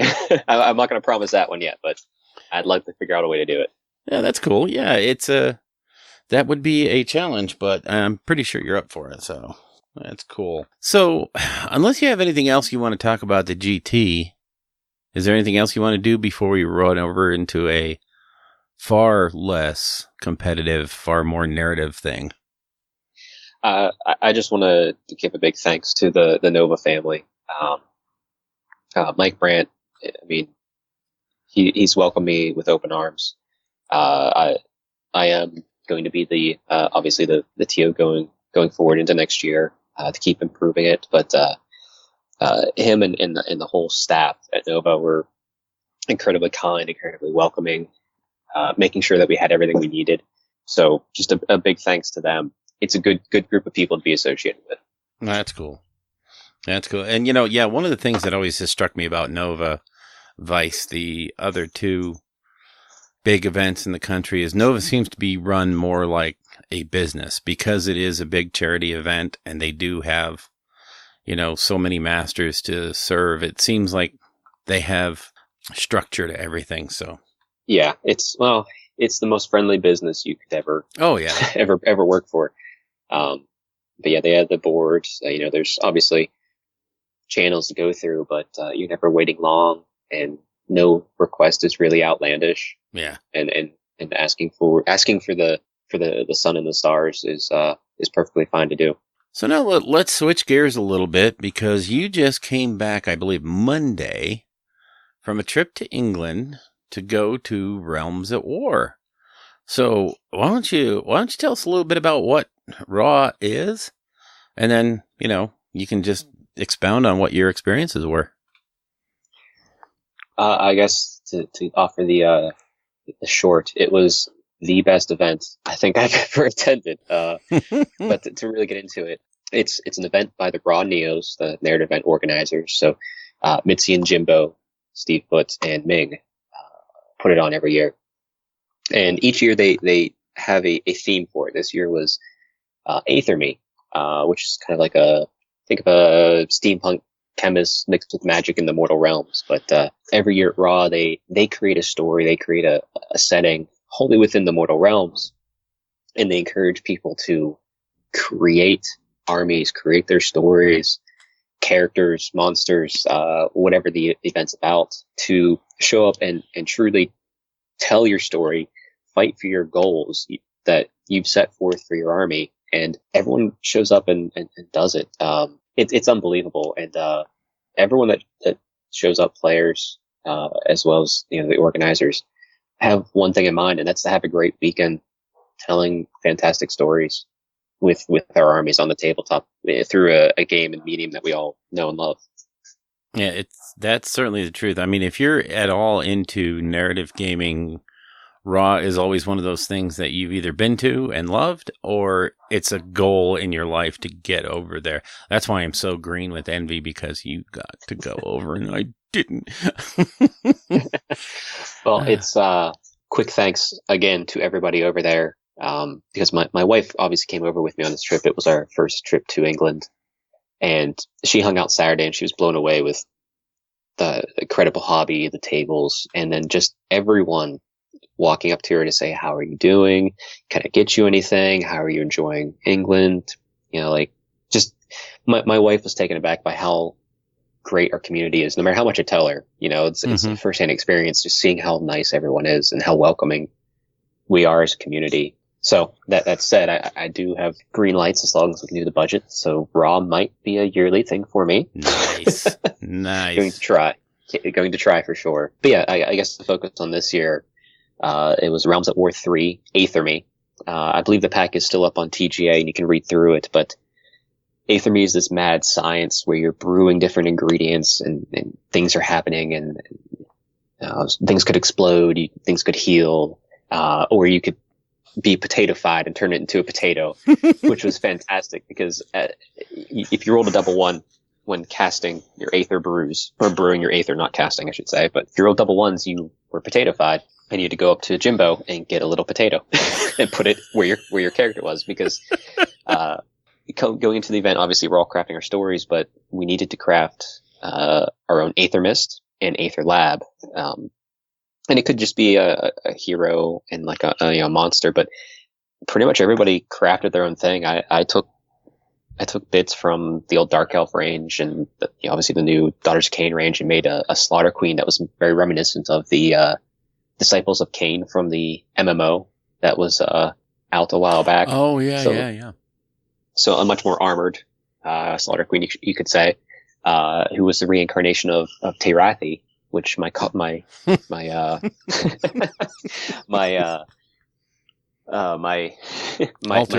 of now almost my Daughters of Cain are the Terathian cult, and it is a play on the fact that I love Taylor Swift so much.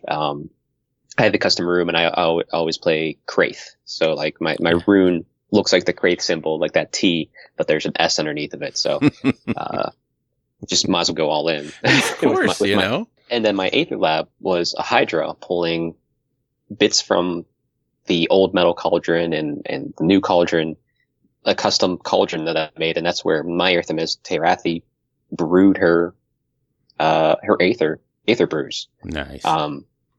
And that was you got to use those in the games. You start out just the Aether Mist, and you got your Aether Lab, but they were on top of the points we had, and the most genius thing, I was blown away by it, and I think everyone should try it and look at it and buy one of these Aether brew decks that they made specifically for the event, because it was such a nice system. It happened in the hero phase. Eventually there was some cards added that made things go a little bit crazy. But early on it was very subtle, it was very nice. It's like an extra ability that you have. It just worked so simply and so wonderfully. And some combos obviously with certain armies broke. Like I had at one point +1 to hit and +1 to wound on my Witch Elves, which are rerolling 1s to hit and rerolling wounds. So boy, yeah. So when 120 attacks go through, it can be pretty devastating. Yeah. But that was all in fun of the event. But it's a great way to mix up the game. I did like that each of the cards seemed to have like a nod to everyone's army that attended. So it was crafted very well. I was very happy because it was ours to take home. And I actually did get one. I still need to pay Mitzi for it. One for my friend Matt. Cause I told him, I said, we're playing this every single time we can. Yeah. Just get ready. And then, actually a surprise that none of us knew about near the end, while we're just talking about stuff that they gave us. I think they worked through Dark Fantastic, who makes a bunch of great scenery, to do 3D printed. They were called raw nados, little endless spells that we could cast in the last game that just wreaked destruction everywhere. And it was ours to take home, and they had 3D printed them and they had painted them up, in the colors of our Aether guild. So it was, it was a nice little surprise near the end. And it was fun to just, on my game, I played Ben Smith in that game, to watch my, Daughters of Cain just get shredded. Oh, that sounds like fun. Yeah. Well, one of the things, and you brought it up before, but the creative minds behind this, you're talking about Mitzi and Jimbo, who also have a YouTube channel, incidentally, and I'll put a link to that. Well, the link is already there in our show notes. It's one of the boilerplates in our show notes. But you also have Ming Lee and Steve Foote. And if you don't know those names and you're in the narrative community, you should be looking them up and following them in every universe that they exist in, because these are guys that are driving the narrative hobby almost, single-handedly. I mean, great bunch of guys. But I noticed that you left out a detail about the weekend. I know where this is going. Well, it's every Twitter feed has probably already seen Chuck Moore in a what was it you were dressed as? It's the gift that keeps on giving. So I guess to preface it, when I knew I was going to Raw and bought the plane tickets, and we were planning our little vacation with this, near the end of it, me and my wife, I kept looking at the pack, and I knew there's people like Bishmeister, Matt Lyons, Chris Tomlin, and countless others. I'm forgetting names of so many fantastic hobbyists. So I knew that, obviously at Best Painted isn't in my wheelhouse at any event, let alone that one. Essentially I started going down the awards. Like, okay, I'm probably not going to win every single game. That's fine. That's not who I am. I'm not going to win a best painted. That's fine. I maybe could do a coolest army, but at the same time I'm traveling, so I knew it was very, very limited. So I was taking an army that was easy to travel with. So I'm like, okay, that's out. Then I saw the one that said best costume. And I said, you know what? I'm willing to go down into the shame hole. I can win this one. Yeah, there you go. Started planning out ideas for costume and talking with actually some people on WhatsApp. I believe you were in that chat as well. I just kind of threw the idea out as a joke. I should dress as Marathi. I mean, I've been working out. I mean, I do Stormcast Strong. I have a YouTube channel called Strength Hammer, which is trying to put out videos, but I'm very bad at it. Well, that's okay. But I'm really into fitness. That's my second hobby is working out. I'm like, I can put on a dress. I can make a Marathi outfit. And I started doing it. And I think I didn't reveal the costume, obviously, but I did show a few people, including like the Neo WhatsApp chat, that I cut out the wings and the headpiece. I didn't show it wasn't painted yet, but I think that was when people were going, "Oh, this is serious." Okay. And I believe last year Paul Buckler went as Dorothy from The Wizard of Oz. Yes, he did. So I was like, okay, so I won't be the first, but I can be the best right now. That's right. That's right. You can be outstanding in your field. Yeah. So thankfully it was near Halloween, so I got a Marathi outfit together. Found heels that fit my feet. So you have heels, thigh highs, red dress, wig, crown, wings, whole thing. Even shaved my chest for give the full effect. Oh my God. That's going some. Wow. Yeah, it was exciting. I was changing. I knew I was about to go out, and like I said, my whole plan was I'm going to go for best costume. I'm going to go for best costume. I'm going to go for best costume. That was my focus. So like I wanted. My heart and soul and effort was into going for that. I got changed. I walked out, and people were like, whistling, hooting, hollering, clapping, and cheering. It was great. And then the funniest thing is, my wife was next to me, and she was very supportive and encouraging of this. Let me say, like she did my makeup. Oh, nice. Having an expert. Yes. Yeah, she did all my makeup, and I looked next to her after everyone kind of after the initial laughs went away and everyone started getting down and going to the tables. I looked at my wife and said, "Oh, I forgot I have to play Warhammer." I had completed what I had set out to do, which was to show up with this costume and blow people away. And I was like, "Oh yeah, I got to play Warhammer now." To not go into much detail, I wasn't really uncomfortable. It wasn't an uncomfortable costume. I played the first full day with it, so 8-9 hours, whatever it was. Changed out for the evening, and yeah, I did end up taking the best costume at Raw 18. Nice. I've been told if I come back, I need to do Big Marathi. So transform Marathi next. Oh boy, you have to come as Snake Boy girl thing. Yeah. Now this I want to see. Holy. But it was fun because a lot of people dressed up in costumes, some simple, some more elaborate. Chris Tomlin, he had the perfect orc mask made. It looked fantastic. Nice. And he's running around screaming, "Wow!" He had green body paint on. So a lot of people dressed up in costume and really got into the spirit of it. And it actually reached a point because it's such a fun event and everyone's there for the same thing that, like I forgot I was in costume for some things because I think there's two well-known pictures of me in this costume right now. One that Dan from AOS Shorts posted up where I'm just blankly staring off into space and yeah, it's probably the funniest one. And then I played Paul Buckler and he took a picture of me and he's like, "Hey Chuck, smile." And I just tilted my head and smiled and I was forgetting that I was in a wig and a dress and heels. Yeah. And I was like, "Oh, that's just perfect." But no, it was, everyone had a good laugh. Everyone took it as it was it was funny. I wasn't trying to be weird or anything with it. I wanted to win best costume and I managed to accomplish that goal. So that's nice. And everyone seemed to enjoy it immensely.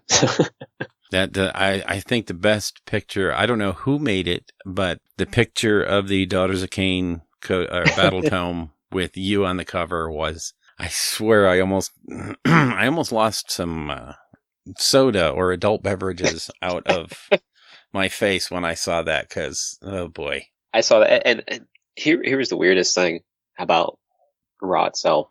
I was having so much fun and I was taking pictures, but I wasn't really posting on social media. I had no idea. Like I knew people would see it on social media and get a laugh out and, make funny comments, but I didn't see it until I was out of costume. The day was pretty much over, and I was getting a good laugh again, seeing everything that was going on.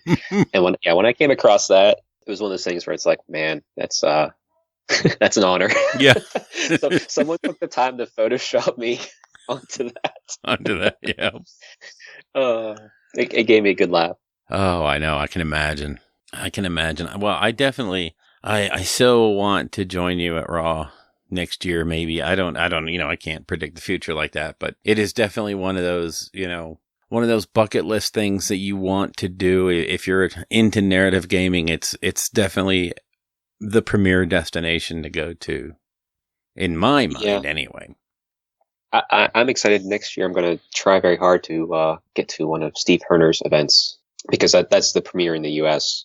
I think everyone should try to make it to Raw. It was so much fun. Everyone was so kind, so welcoming. It is truly one of the best events I've ever attended. And it really got my juices flowing. Like, how can I improve events in my local area? How can I have at least one table like this at my house to play on? Yeah. How can I take the lessons learned and incorporate it into a competitive GT like Nova Open? Like, what pieces can I pull from that they did so well? So I really, really think we should get more U.S. representation over there. It's incredible how high the hobby was there, how much fun it was, because everyone bought into what the event was without question. And it's, that I don't know of a single person who said they had a bad time, whether they were getting their teeth stomped in on the table or not, because, obviously winning didn't matter, but it's still never super fun to just pull models off the table. Sure. But everyone was enjoying it.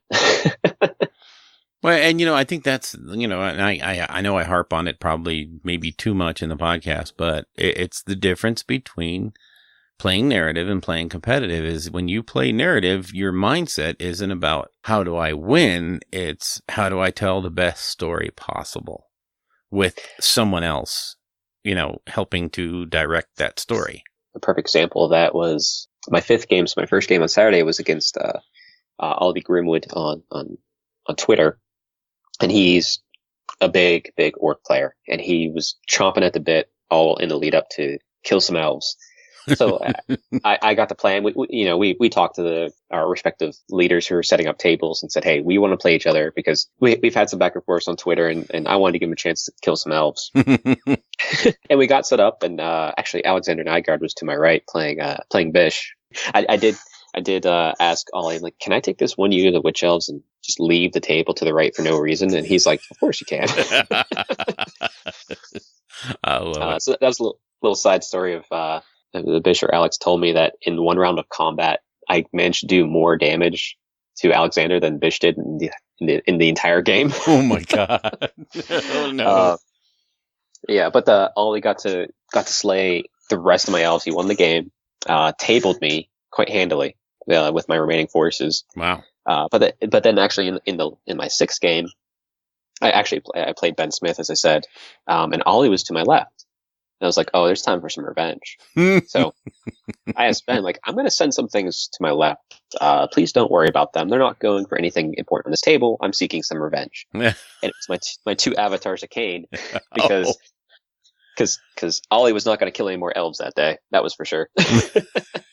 Ran them over in one round of combat, took off his Aether Lab, walked away. Oh boy. But it's good because now there's a story for next year. He's going to be out for blood if I do show up with my daughters. That's He's right. going to be wanting to kill me some more, and I'm going to be like, nope, not this time, not this time. So it's fun to have those types of stories leaving with an event. It's kind of like whenever you're reading a Black Library novel or a battle tome, you see this little nuggets of something that isn't clear and might not be followed up upon for years, but it's enough to hook you. Yes. Oh yeah. Yeah, that's the beauty of narrative gaming. That's why I love it so much. That's why I enjoy it. Really, to the exclusion of all else. Yeah, and it's like, I just love Age of Sigmar. Narrative events are fun. I also love competitive events too. I think I do better at narrative events because I never try to win a GT, but that's just because my heart's on it. I'm going to a GT mostly to have fun and meet people and play some strong competition, but I'm not aiming to be the top tables duking it out. But I think even if you are one of those types of players that, whether you chase the meta, whether you just care about winning, try out a narrative event, try out something that's outside your norm and open yourself up to other aspects of how to play this game. There's nothing wrong with either. There's nothing wrong with going hard and chasing the meta and trying to win the events. At the same time, there's nothing wrong with playing narrative games and just trying to tell a story and have some fun. But I think everybody should try all aspects. I think that's the best way to keep the community connected the way we are. Yes, there's so much. I mean, the game has so much to offer to everybody. No matter how you like it, you can probably find a community in a game to play the way you want, which is amazingly awesome. And even if you can't find that community, build it. I mean, make it. Build it and they will come. Yeah, exactly. I mean, it's you will find other people out there. Trust me. You will find it. Well, cool. So is there anything else you want to hit before I let you go? I know we've been at this for about an hour, so don't want to ruin your Sunday. And I myself I think I have to start unloading groceries shortly. So I have a good vantage point from here. I can see the window in the driveway. I just thank everybody that interacted with me from when I went to Warhammer World, and people, took time off of work to come hang out and play. Big thanks to Mitzi for setting that up, because I got to meet a lot of people who, weren't going to the Raw event, but yeah, it was great to, meet the face because he interacted on Twitter. I want to thank, obviously, Games Workshop. They let me play on stream on Wednesday. I got to play Dan Bradshaw and get my teeth kicked in. But see, I didn't even bring it up. Oh no, it was so much fun. I had a blast playing Dan. He's a joy to play with, and sitting in the room with him and Martin, and just having fun. Like it got pretty quickly. I learned that all right, my chances of winning this game is slipping away because models are getting taken off. But it didn't matter because it was just so much fun to be there and just hanging out with those people. They're such nice guys. And then and everybody, like I said, that I interacted with that day at Games Workshop at Warhammer World was super nice. Coming out to say hi, and then obviously thanks to the Raw guys for putting on a great event, and all the players that were there, because it was a phenomenal event, and I'm definitely putting forth energy to make sure I can go back almost yearly if possible. Nice. I hope to join you out there either this year or soon. So I want to go to that so bad. And like I said, I was watching that stream game, and I have never seen someone rolling so hot as Dan was rolling that day. No matter what you did to him, he'd be like, "Oh, look, 6 6s I saved." Like, oh my God. So I was feeling for you, man. I was pulling for you. I was in the chat, but I told my wife, like, I need to go back because I gotta have that vengeance match. Yeah. Oh, yeah. You have a definite debt of honor there to get paid on. So before I let you go, people can reach you on Twitter at ODIAMH, right? Nope. I started changing a bunch of names. That is still my name. You'll see it on TGA, right. But my Twitter handle is now STR_hammer. That's right. Essentially for Strength Hammer. I have an Instagram too. Probably the easiest way for people to find my social media, my blog, and my YouTube channel is just go to strengthhammer.net. Okay, there we go. And there's a link there to your blog and all your other social media stuff.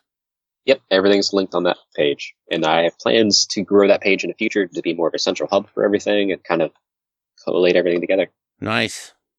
Very nice. Well, I really do thank you for taking the time, Chuck. I really wanted to get you on, really to cover both the GT and Raw, because like I said, I am just green with envy. It might also be that I'm staring at a whole table full of orcs, but who knows? Well, I'm staring at Daemonettes right now, so I don't know what I'm feeling. That's weird. All right, Chuck, take care, and thank you, sir. Bye.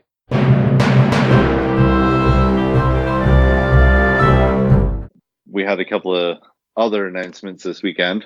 We had Blood and Glory, and we also had the Black Library weekend. Yes. So, Black Library first. Siege of Terra is coming. Yes. John French is getting the first book, The Solar War. Mm-hmm. Or Solar War. Yep. It's going to be coming in May. Yes. 2019. Yeah. It's going to be 8 books. So, it'll be 2020 before it's done. At least, unless they've got them to come out in quick succession. But which means that the last book, the build-up, so the last... I can't work out if this is the last book of the Horus Heresy series, or if it's just the last one leading up to Terra. It's the last one up to the Siege. We're going to see that come through. The Buried Dagger, that will be out. And then Corax, which I think you picked up the limited edition of that. Yes, sir. already. That's my boy. And then they're doing a bunch of hardbacks. Yep. For the first 5 books in the series. In addition to that, they're also doing special covers of the first 2. Yeah, that's kind of weird. It's maybe a good commemorative thing for anybody that's went on for all 50. Oh yeah. Main books that they've received there. So that's not too bad, for sure. It looks that comes out in, I think it's February. A lot of news coming from there. So that was the 30K side of things. The next thing is Warhammer Horror, which is coming out. Interesting stuff coming from this. So there's a bunch of short stories coming. Yeah. And Maledictions, which is kind of cool. There's an audiobook called Perdition's Flame, which is about a Australian trooper seeking redemption, which is kind of cool. Yeah. The Wicked and the Damned, which is about 3 people. Yeah. By David. 3 installments written by Josh Reynolds, David Annandale, and Phil Kelly. So that should be pretty good. That's going to be interesting because I love it when they do those intermix point of view type stories. I love those. Yeah, trio of barred survivors on a cemetery world, which I guess I'd never thought about before. That there's entire worlds in. There's literally just entire worlds in 40K that are just dead. Yeah. Like, yeah, where are we burying you? Well, we're going to bury you on Alpha 654C. Yeah. Sweet. Cool. Yeah. Which is just nuts. Yeah, it's truly crazy when you think about planetary-sized cemeteries. That's just nuts. So what else we got? We've got Warhammer Chronicles, so stuff set in the old world. Starting off with the Drakenfels Vampire Genevieve series, which I've always wanted to read, but never found a copy of it. Yep. And what's super interesting about this is it's written by Kim Newman, who always wrote them, but she wrote under a pseudonym back then of Jack Yovel.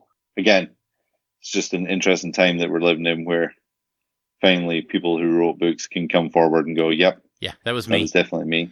Yep. Yeah. So, I'm glad we're a little more enlightened nowadays. What, 15 years? Yeah. Yeah. So they're going to release the 4 stories that are, the 4 stories from that, which will be super cool to have a read through. Then we have an audio drama, Our Martyred Lady by Gav Thorpe, and that is going to be voiced by Catherine Tate. Yep. Who was on Donna Noble on Doctor Who. People are wondering who she was. Then there's a lot of announcements here. I think the last one, this one is 2 stories, one written in its audio dramas. So one written for the Horus Heresy, Night Fane, and one for Age of Sigmar, which is the the Imprecautions of Demons. I must have missed that one. According to Nick Kime, both of these books scared him shitless. All right. And that's a direct quote from the weekend. Ooh, if it's a quote, I can leave it in. Yeah, that's going to be interesting, definitely. And then we have Inferno coming back. Oh, yeah. Which is super cool. Yes. And they're actually going to print on demand the original copies. Yep. From the late 1990s. Yeah, I used to love the Inferno books. Those are some cool stuff. There's some omnibus editions for 40K. There's a Celestine book, Kitty and Honor book, a bunch of books. Yeah, there's a lot of books coming out. Yeah. Check it out. Yeah. I think for Age of Sigmar, there's 3 books coming out. Hamilcar, Champion of the Gods, Gods Immortal, which looks like it follows looks like it's a short story collection, and then the Scourge of Fate, which looks like it follows a Chaos Champion. Yep. Maybe but good to see stuff coming out. Yeah, it's anytime we see more AOS books, it's a good thing because we need that kind of background. We need that kind of lore, Yeah, and there's a couple that have skipped under the radar. They came out and they're now just on Audible. So the Black Talon. Yep. I don't know if we spoke about that last episode. Yeah, we talked about that one. Yeah, so I got that on Audible as well. So I'll have a listen to that and see see how that goes. But I think that's enough of books. Yeah. You know, who reads? Yeah. Anyway, What do you want to apparently read not for? me.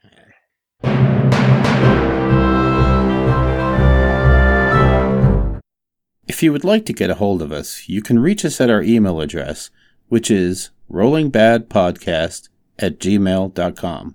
We have a Twitter account for the podcast, and it is @rolling_bad. We also have a Facebook page, so just search Facebook for Rolling Bad. We have a Patreon page, and that is at www.patreon.com/rollingbadpodcast, all one word.